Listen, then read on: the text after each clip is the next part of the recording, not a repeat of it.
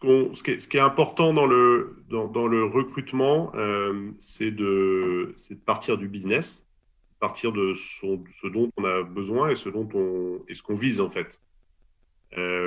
En fonction de ça et en fonction des autres compétences qu'on a autour de soi dans sa société, on définit, par exemple, pour l'arrivée d'un manager sales,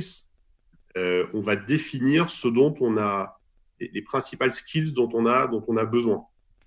Si on a une équipe qui, par exemple, a très peu d'expérience en management et qu'on a un plan dans lequel on prévoit pardon, d'avoir une équipe sales, pour reprendre cet exemple, importante, on va dire il faut quelqu'un qui a besoin, qui a fait du management dans le passé. Et donc, on va écrire ce qu'on voit souvent écrit comme une scorecard, ce dont on a réellement besoin, ce dont on a besoin de manière obligatoire, et puis ce qui sera éventuellement un nice to have. Ce qui est important, c'est de bien faire ce travail et de le faire de manière ordonnée. Et donc, pour répondre à ta question, dans cet exemple, quelqu'un qui n'aurait pas eu d'expérience de management, bien, il ne faudra pas le retenir, même si cette personne a du potentiel pour se développer sur le sujet. En revanche, dans d'autres cas, on pourra accepter de prendre un risque